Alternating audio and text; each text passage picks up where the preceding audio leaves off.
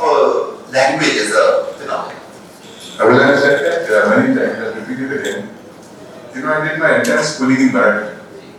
So, in my 10th standard, my English was the third language was English. We had Marathi, Sanskrit, and third was English. So, in 10th standard, my English was this is a boy, this is a girl, his name is Ram. That was the level of English we had in 10th standard. And then I joined Elphinstone College in Mumbai, which Elphinstone and Xavier's in those days were the elite South Bombay colleges. And I joined first year arts, and I had 145 prettiest girls in Mumbai in my class, and 5 boys. One was a blind guy. The second one was the principal's son.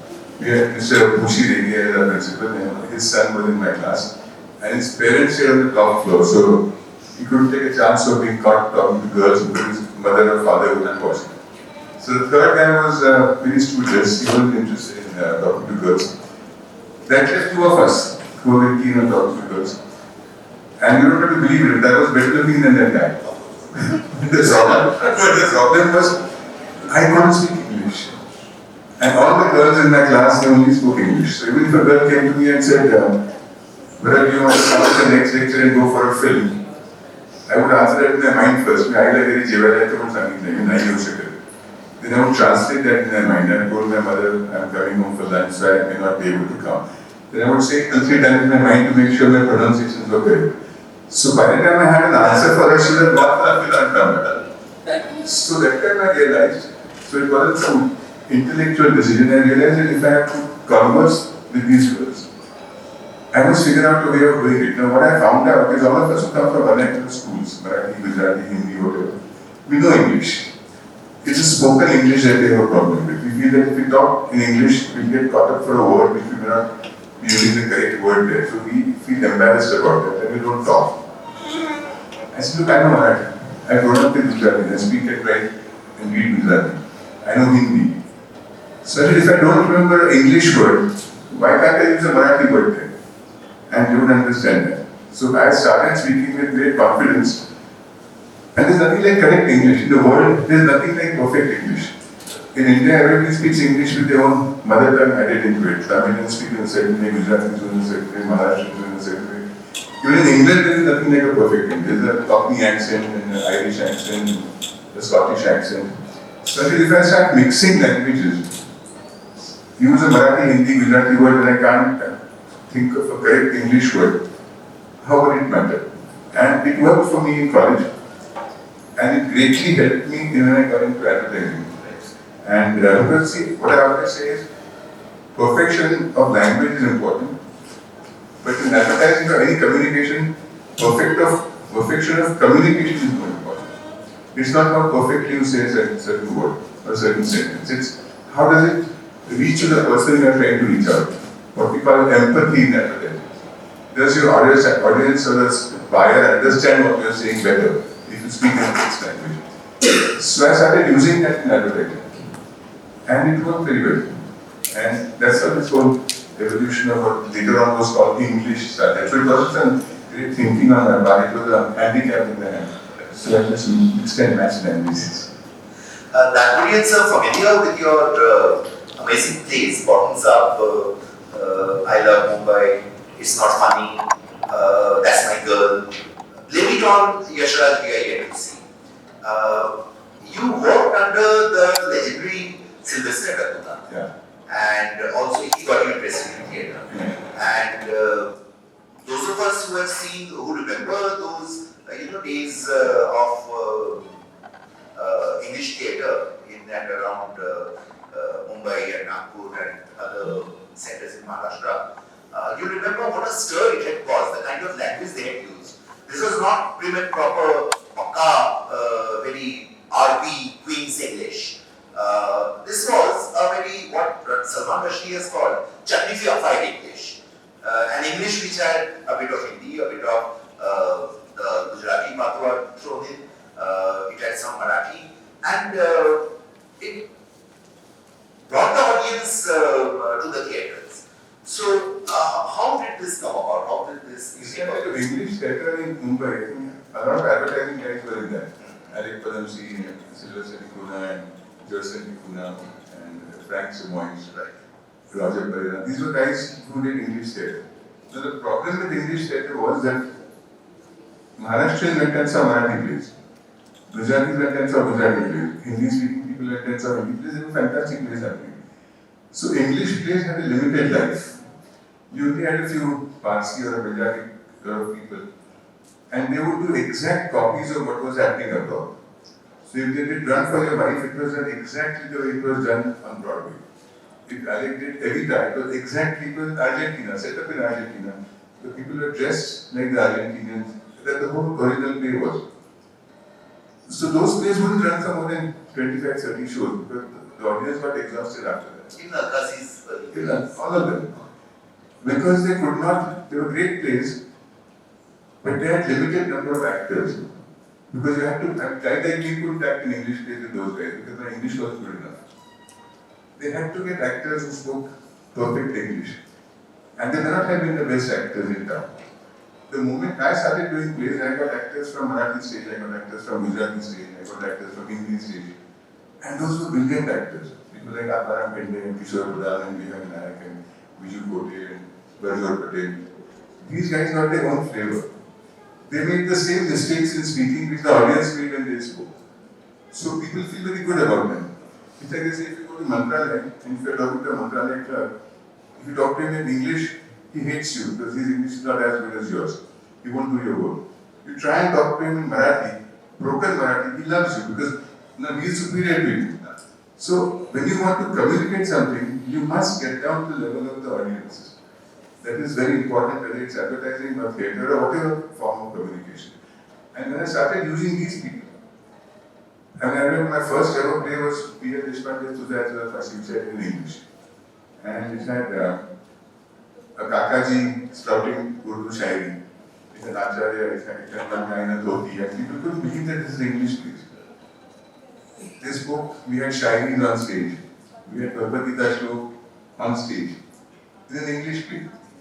And it worked like wildfire. People loved that whole thing of, this is our kind of play, we see ourselves in these guys. And that gave rise to more and more play, and more actors coming and joining a lot. I did 3 big Marathi plays in English. One was Tuzha Fashi, one was Purush by Jeevan Galli, which I did in English. And Kanetkar Sahab's Prematra Radhakasa did in English, that's funny thing called that. And the rest of them were my original plays. But they all work because the audience empathized with those. So whether it was advertising or theatre, what worked was the language that it created. I feel that English has survived in India because of English. That people are no more ashamed of talking English in a different accent, using whatever words you want in between, from whichever language. I think Hindi has survived in India because of Bollywood. It's a Bombaya Hindi that is now accepted. Otherwise, if you had to speak perfect English, Hindi, except for people from the north, nobody would speak Hindi. But now with the Bollywood, the Hindi films, they speak broken in Hindi, in their own style. People feel comfortable. If they can speak, we can speak. So I think that is what language does. I think language has to grow with a mixture of different languages. It can't be pure. A pure language would die very soon. So you are a trained lawyer, so you know legalese. You are an ad guru, so you know the ad jargon. You know theatrical language. You have done films. Recently, we have seen in Scam 2003. You were probably the best thing in Sarkar 3. I saw that film incidentally. And in spite of... I'm the worst actor going around, but I'm a one-take artist because when a director knows that no matter how many takes he asks me, I do the same thing. So they don't waste time on me. I did in Sarkar, since you mentioned, I did a scene with Amitabh Bachchan. I did a really great test, and I had to go and say, "Garib log wahan pe mar rahe hain, to kya kar rahe ho?" And he says, "मैं जानता हूँ गरीबों को कौन भड़काता है." And I said, "साला तू बिक गया." I said that. We finished that scene. Now Ramgopal Verma knows me because I had done a film called Company with him. So it was no matter how many takes I do the same thing. So he said, "Bharat is okay." Amitabh calls him Sarkar, even in real life he calls him Sarkar. He said, "Sarkar, can you put some more emotion in that thing?" He felt very bad. He's asking him for a take. Bharat is okay, he said. So he said, "Ramu, Bharat said, "Ye kuch karna hai." He said, "Bharat is fine." Today he worked with me, and do the same thing. So Amitabh Bachchan felt so bad that he said, "Bharat, may I make one suggestion? When I say, मैं जानता हूँ कौन गरीबों को करता है, will you say, अच्छा तुम्हारा मतलब है मैं?" I didn't bother to the script. But Mr. Bachchan felt bad that he had to do a second take, I had to do one take, so I had to do that one extra. Okay. So it works fine. Yeah. My question is, you have used language across these different platforms and mediums. Yeah. How have they this confluence, like intersectionality, how does it work for you? Language across. See, that's worked well, but I think nowadays it's getting misunderstood a bit. When I say English or any other language, a mixture, it's a juxtaposition of two perfect languages together. It's in a film of mine I had, I think, Election in Heaven, and then there's a film called God Only Knows, where the politician goes to heaven and tries to take over heaven and form the opposition party in a comedy film. So in that, in the end, there was a line which I got someone to speak, and he said, "The elections are over and the results are sakshat in front of you." No, that is English. That sakshat, I don't know the correct English word for sakshat, but I presume that Indians would know what sakshat means in any language. So when you say results are sakshat in front of you, I think that is English. What I find out in advertising is people write Hindi sentences in English medium. So if you want to see मच्छरों को मारेगा, they say that it's a Hindi line, but they would say it M-A-C-H-A. I think that's wrong. Because anybody who can read that would understand Hindi in any case, so why not write that in Hindi? Why write in an English medium a Hindi sentence? So English is not that. English is any two languages mixed together without damaging either of it.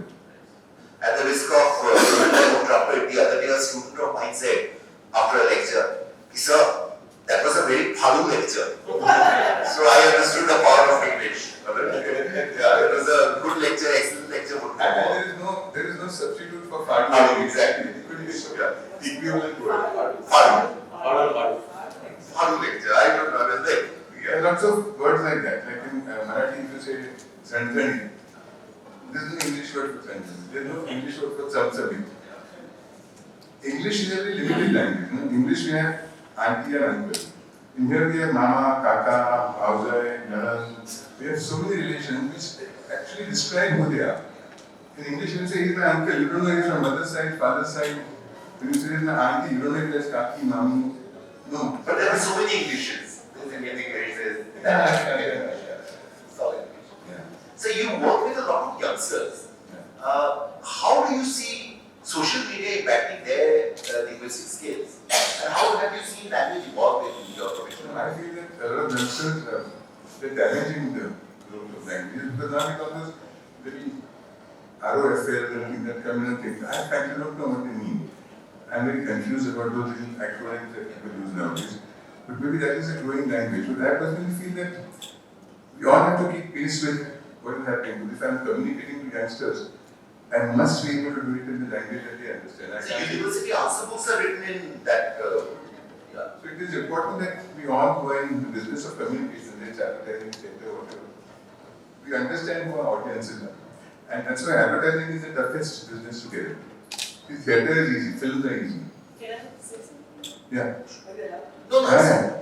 The point you're saying, Bharat, that we should come down to their language and to relate to them to some extent is correct, but the language of the youngsters are corrupting it. I think it's our job to let them know that the languages are beautiful.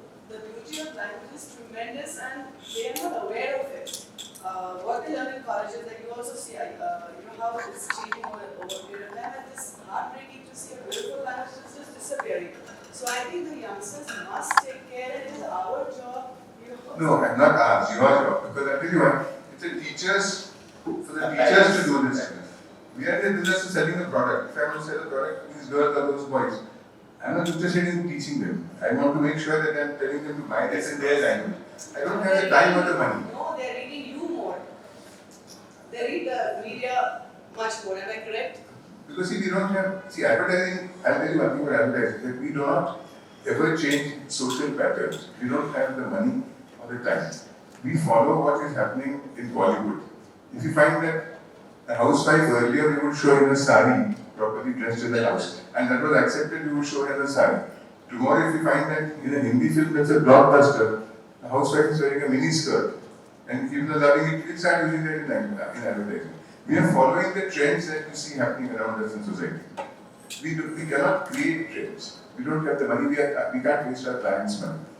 So we make one campaign, and it's very difficult to know what your target group wants.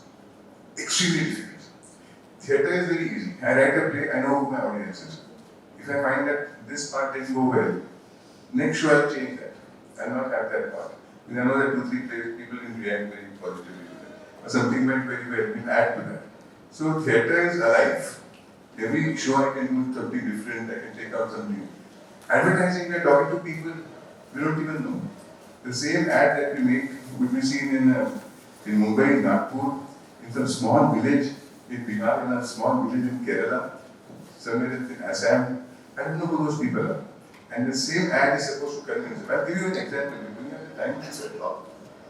I launched a tea for Tata Tea called Agni Chai in maybe 96, 97. The concept of this women empowerment had come that time. That word women empowerment is now fashionable now. That time it was a thing. But my campaign was a tribute to Indian women. I don't remember the jingle that I wrote, but the last 2 lines were शक्ति का है रूप यही, अग्नि है यही, नए समाज की उम्मीदों का प्रतीक है यही, अग्नि चाय. And we always do research before we launch a major campaign. So I collected clippings from different films. A woman as a magistrate, a woman as a police commissioner, a woman as a pilot, a woman as a social activist, a woman as a lawyer. And we had the jingle. And we showed that in Mumbai, we showed that in Delhi, Pune, Nagpur. Fantastic response. Women loved it. The whole thing of empowered women was a great thing. Then we started doing the research in smaller towns. And I went with the research team to a place called Chandausi, which is I think on the border of Bihar and UP. And there the women had a completely different response. They said, "ये औरत क्या ऐसी दिन उड़ा रही है क्या? वो बाहर जाके कोर्ट पे जाती है क्या? वो अपने बच्चों के साथ बच्चों की पढ़ाई लिखती नहीं है क्या? वो अपने हस्बैंड के साथ बैठ के और इन-लॉज के साथ बैठ के चाय नहीं पीती क्या? वो करवा चौथ नहीं करती क्या?" In their minds, women empowerment was something really different. That is not just a woman who's successful outside, but somebody who looks after their house very well. Now, in fact, to appeal to that woman, I couldn't go with the pilots and the judges. So we had to make a combination of the housewife. We had the child complaining, saying, "Mummy, मैं school में cup मिल गया, whatever teacher तुमने पढ़ाई की थी." And she's sitting with the in-laws and serving them tea. For those women, that was her empowerment. Now, sitting in Mumbai, we don't know this. So when we are communicating in any language, Bengal was completely different. Bengal said, "We are very empowered, our husband listened to us." हमको चाय हमको don't give us a tea that makes हमारे घर में हवा नहीं चलती है. What we need, they said, ये हमारे घर में 12 discussions होते हैं. हर एक घर में शाम को लोग बैठ के जैसे आप गाली गलौज, गाना गाना, सब करना, politics, and people keep on drinking tea. To give us something that gives us more cups of tea. So only for Bengal we did a different campaign. There is a parallel statement that man said, चाय खत्म हो गई, चाय ले आया. She says, उनको बोला अपने घर से चाय ले आओ, कितनी चाय पिलानी है? तो इसे हम तो अपनी चाय लाई हैं, उससे ज़्यादा कप बनते हैं. So for Bengal, now whether it's a language or a concept, it's very difficult to know what works on an all India basis. In America, it's very easy. You appeal to NRI Indians, blacks, whites, and maybe Hispanics. Simple. Here we have everybody. We have urban, rural, different languages, different things being different in different languages. It's very difficult to do. So advertising is the toughest, and we have limited time. We have 30 seconds to do it all.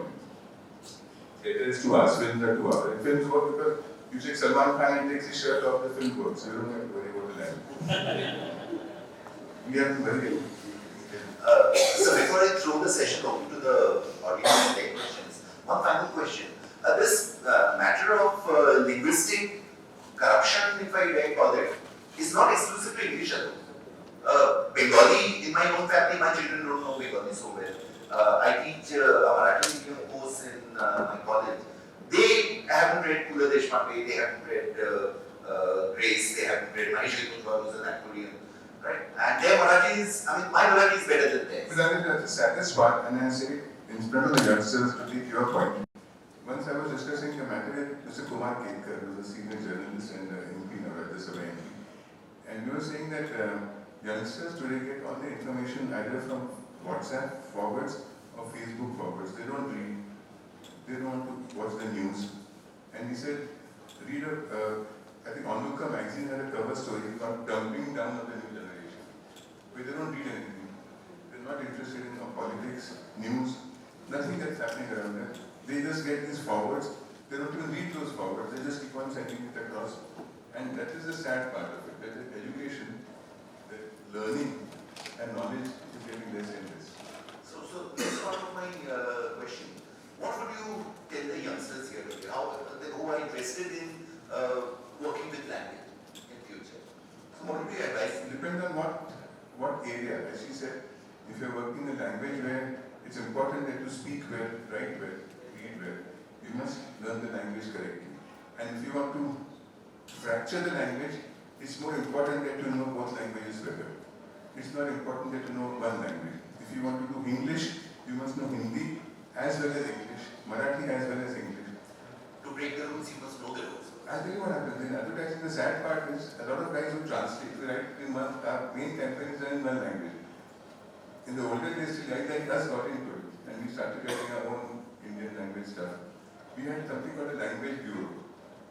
So you give them the English copy and this stuff, 15 languages mein LIC ke liye translation karke lao. The guys who were writing those didn't even know both the languages well. And in the agency, nobody knew it was right or wrong. So it was a mess. I mean, I don't know how many people understand Marathi here, but Mr. Deshpande was once talking to me. And he said, who writes your Marathi copy? I said, they give it to some language bureau. I said, why? He said, I'll give you an example. There was an ad for Sumit Mixer. And the English line was, for the satisfaction of the housewife, 4 new jars. So he said, in Marathi, somebody wrote, आता गृहिणीचा satisfaction साठी 4 नवीन जार. The jar in Marathi means boyfriend. It's not So he said, didn't you understand that jar in English is different and jar in Marathi is different? I said, we didn't learn that. But that is what happens if, as she said, if you don't know languages well, you can't just say, I'll just write whatever I want. It doesn't work that way. If you want to communicate, you must know what the language is. I wish this session could go on and on, but now the session is open to you, the audience. Yes, sir, your question first. Your comments on the success of the Amul ads over the decades. Actually, I wrote Amul ads for over 16 years, and I always say this, that the credit for what Amul was, is and will be, doesn't go to people like us. You can find creative people, Pioneer doesn't. It goes to a man called Dr. Kurian. He is the world's best client to it. He called us and said, I understand milk and milk products. I don't understand advertising. Don't show me what you do. He's the only client in the world who paid for advertising without seeing what was being done. If I was sitting here today and there was a cricket match going on, and if Virat Kohli or somebody scored a century, I would think of a line phone in my office and say, do a hoarding like this, do a Amul girl like Virat or whatever. If I am in Mumbai, I'll come in the evening, check it out. And get the hoarding guys to whitewash the hoarding and put a scaffolding, we'll paint it. That time there was no flex around, like physically paint it. So by the night, that hoarding would get painted. So next morning, before you read the papers that Virat had scored a century, you would say, go for an Amul hoarding. That was only possible because there was no client to go to. Dr. Kurian said, do what you want to do. And I think that's the kind of client who gives you good advertising. Creative people, there are thousands of them. Very easy to find creative. It's very difficult to find a client like this. So here there is a square, LIC square, and the hoarding would change every week, the whole hoarding. And there would be crowds of people actually stopping. But there's one thing I can do, honestly, I say this all the time, I did that for 16 years. I feel today what we are doing, and I have some objections to that. You see, at the end of it, Amul is an advertising campaign. Whatever line you must write, that is attempt to write, should have some relation to the butter. You can't just make a comment. I think more and more, because it's easy to make a comment. It's difficult to link it to the Amul butter. I think today what we are doing many times, we are doing a very clever line, but it has no relation to the Amul butter. But the part is That thing is missing. Like I remember back then there was this film called Umrao Jan, which had come with Rekha in that little frame dressed up like that Umrao Jan. So we just did a thing of showing that her hand coming out with a slice of bread and butter on her hand, and it said Umrao Jan, Amul butter. And that was thinking of the butter. It wasn't just making it coming from the film.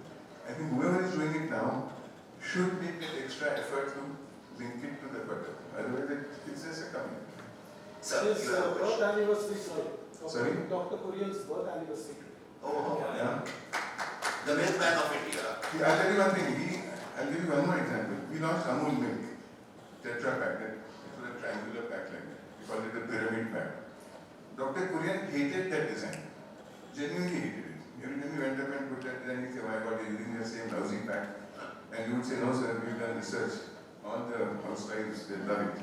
He said, "Even I have done research. I have asked my wife, she hates it." Mr. J.J. Bakshi was the running director. He asked his wife, she also hates it. But don't change it. I'm giving you my personal opinion. I hate it. It's the worst design I've seen, but you are the brand custodian. If you think this is the brand to go with that. You give us a Malayalam, there's a Malayalam saying. Is there any Malayali here? There's a Malayali saying, we said, "A crow finds his children white and beautiful." Yes. So he said, we have a saying in Malayalam that crow finds his children. This is your child, you created it. You will always find it beautiful. It's a lousy pack. But don't change it. That don't change it was the greatness of Dr. Kurian. So, just an aside, what was Dr. Kurian's opinion on Manthan, Shamini was?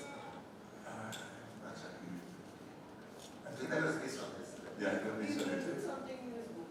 Okay. Yeah, but I forget what it was. There's an excellent audio book also by Dr. Kurian. It's called The Man Who Made Elephant Dance.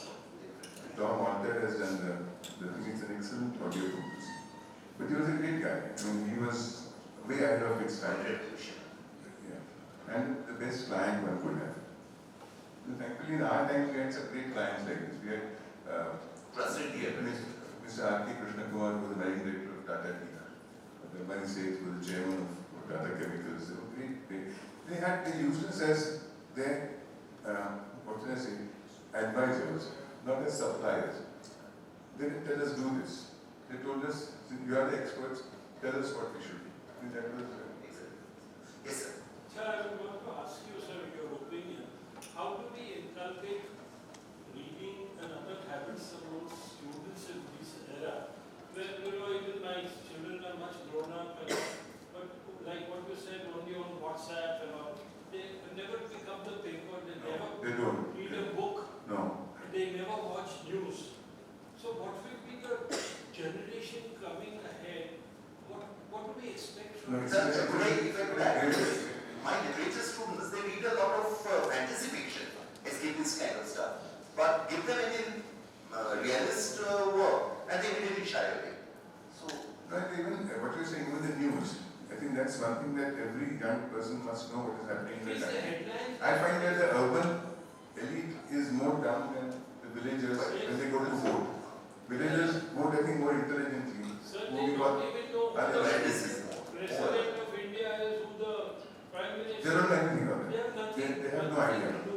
What is the There was, I think, next Cyrus. Aliya didn't know who the president of India was. step? Sorry. Who they know? If you remember Aliya Ah, in Coffee with Color, No, like, I think Cyrus Brocha or somebody did a survey like that, and people didn't know what was Republic Day.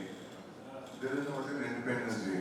And they actually had students, they saying, do you know what is the Republic? They said, they didn't know.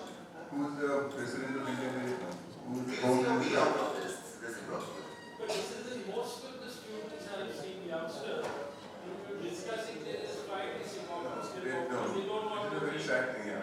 cornered. तुमको नहीं मालूम क्या है? Like when we were young, we used to die like some people. would But it's, talk I tell you what, about- it's easier. Like for today's youngster, it's much easier. But When we were young, if I had to find out some answers, we had to go to a library, find reference books and read it. Now we just type on Google. I'll give you one example. We were once, some friends of us, we were sitting and discussing in Mahabharata, why are names like Duryodhana and Dushyasan given to their children? The negative names. Why would somebody name their children Duryodhana? And nobody had an answer. It kept on playing on my mind. I went home and I wrote on Google meaning of the word Duryodhana and Dushyasan.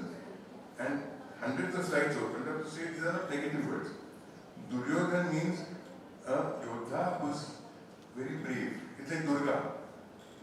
Duryodhan does not mean it's a very strict Yodha. Brave Yodha is Duryodhan. Dushyasan means somebody whose Shasan is very strict.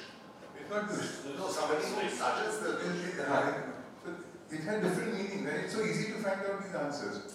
No, but the association is that they don't want to Do, like because how of can that go to Sita or prefix. KK or Gundar? No, they don't that. It's a question from Dr. Amjad Khan So, here. I just want to share with you, like a lot of time at PTM, when the parent-teacher meeting and parents are coming, how many of the parents ask about Hindi, English, about the language? They will ask bio में कैसे कर रहा है, maths में कैसे कर रहा है बच्चा. Nobody asks about language actually. Very true. So अगर हम language की बात ही नहीं करें स्कूल के लेवल पे, तो वो languages हम कैसे उसको cherish करेंगे? And इसमें भी एक छोटी-छोटी कहीं से किरण दिखती है कि last एक festival में I met a girl of Nagpur city, she is just 21 years. And she remembers Talat Mahmood's songs all by heart actually. So there is, एक ऐसा भी दिखता है कोई बच्चा जिसको लैंग्वेज से बहुत प्यार है. She is a English literature student, but she equally loves Hindi and Urdu Shayari and other things. But then there are like my own son who is now 12th standard. वो सब WhatsApp हो जाता, आप लोग वो सब acronym में काम चल रहा है. वो क्या बोलना चाह रहे हैं, क्या करना चाह रहे हैं, किसी को पता नहीं है. No, and the language, it's a lovely thing to use languages. I'll give you an example. When Charles Sobhraj was arrested in Goa, I created an Amul hoarding showing this Amul boy arresting this guy. It's an arresting flavor, Amul butter. Then somebody came and told me that the person who arrested him, his name is Inspector Chendi. And in Marathi, for arrest we say atak. And we have a Peshwa thing कि पेशव्यांनी अटके पार झेंडे नेले. So only for Mumbai, Dadar and Pune we change that thing to अटके पार झेंडे instead of arresting flavor. Now you can do such wonderful things with languages if you know how to do it. But you're right, people, And youngsters. some questions from the students here. Yeah, please. Yeah. So, how do you think we tackle the threat that our regional languages are facing from English? Because everyone wants to learn English and nobody wants to inculcate regional languages in the curriculum. That's what you want. In fact, I say that all the time when I go and talk in smaller towns and things, that creativity has no language. You can think in Marathi, you can think in Gujarati, and that can get translated depending on other languages. The old time thing that English had to be the first language. Every advertising campaign was first done in English and then translated. That does not hold true anymore. So whether you're doing theatre, whether you're doing advertising, you can think in any language. It doesn't matter. Because the thing that we have that, oh, I can't speak English, I can't write in English, so I can't go ahead in advertising or anything, is not true anymore. In fact, you're better off if you can think in languages.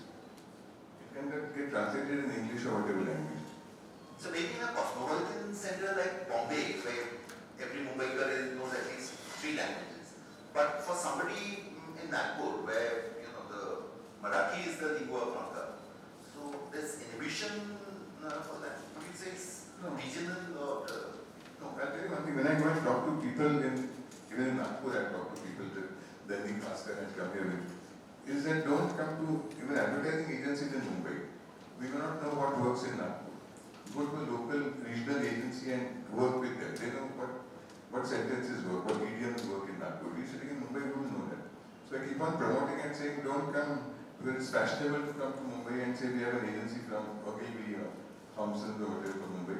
Work with local agencies. They'll do a much better job. So I think regional languages have a great future. We just have to promote them. Fingers crossed. So one of the challenges relating to language, many experts are talking about that certain languages are dying. And people like Ganesh Devi, he writes a lot about this. Particularly in tribal areas, there are many languages Yes. which are already gone. Yeah. So to avoid these kinds of situations where we find that language is the media of communication and where we find that languages are dying over today. What See, the problem, as you said, our education is based on what job can you get. Languages don't matter in that. Languages are something which are culturally evolved. If I do mathematics and science, there's a chance that I'll become an engineer and get better salary. If I do something else, if I do finance, I'll get a job in a bank. What will learning Marathi and English do for me? The whole thing is, when your education is geared towards getting better jobs, rather than getting more educated, You can't have languages. So why should I learn Sanskrit for it? I did Sanskrit we had in our school, we had to write a paper on Sanskrit. We had 25-mark paper every year we had to write on. And we had to do all the adhyayas of Bhagavad Gita. I did 2 years of Sanskrit in college. But that was my interest. But that didn't help me in life later on. I mean, it helped me because I was writing plays and things. But if I was an engineer, it would help. And if my parents had insisted that I should be an engineer or a doctor or a scientist or an IT man, then languages would help. So it's all geared up towards getting a job, not getting educated. I read an old interview of yours where you said that you always keep your ears open for, slang and other idioms to use them in corporate. You have to do that. You have to, if you want to be in any communication, advertising, theatre, whatever, you have to keep your eyes and ears open. Because you don't know everything. You have to listen to people. You just sit quietly and hear people talk, how they talk, what kind of language they use. I did a Bengali play. I acted in a Bengali play. I did 2 sentences. This Mukherjee is a very close friend of mine. Rama Mukherjee and Kajol's. So they did a thing called Abhinetri. So I said, I want to act in a Bengali play. So they gave me one role. I was an advertising guy who was sitting on a bench in a park. And one guy comes saying, Chine Badam, one guy comes and says, Jhalmuri. And I said, I disturb Corona, I'm so achi. So they say, what are you doing? I said, I'm ad banai. So they think, they think, bikri bede jai. And then I give the Tora Chine Badam, Eke bikri ko, Tora Jhalmuri, Eke bikri ko. Why you I take both and I said, I'm a commission. Okay. And the guys were saying, you speak damn good Bengali. 5 sentences. Chalmuri is like aim and Chine Badam is funny. Any questions from this side? A couple of questions, maybe. Last few questions. Running out of time. How much does wokeism influence modern advertising? Where is it going?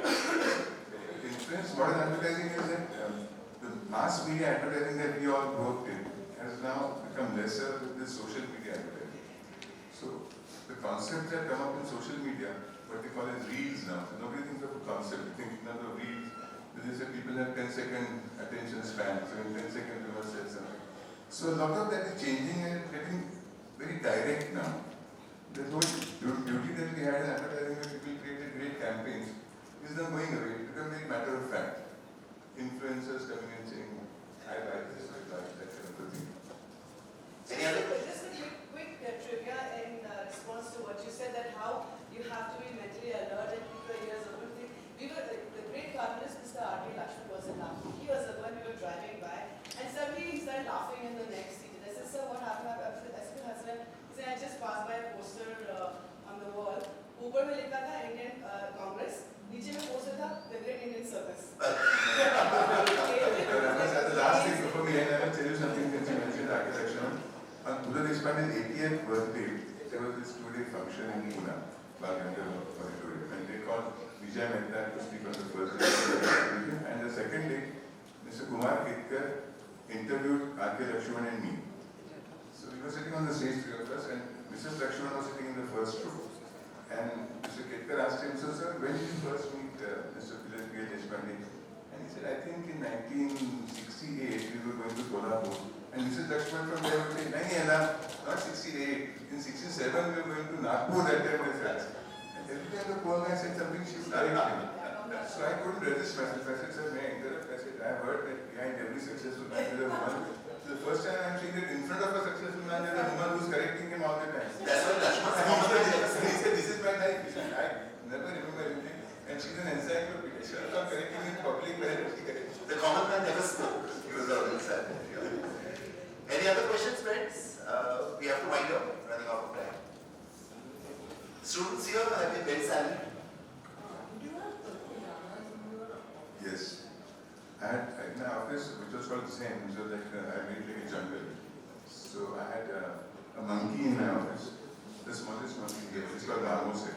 So my room was a small room, had a glass floor, and there were 20 piranhas in there. I had a bulldog which come to office with me, and the back of that I had a macaw and a monkey. And they were free. There was no cage. So if a client came to talk to me, he would be sitting on glass, with piranhas under his feet. And I had a skeleton, plastic skeleton that got throwing up, and I said, as a client, you didn't pay us on time. So the client was sitting on a glass floor and the bulldog staring at him, and suddenly a monkey would jump on his shoulder and take his pen away. So they approved whatever I said. I never had any argument. So whatever concept I had,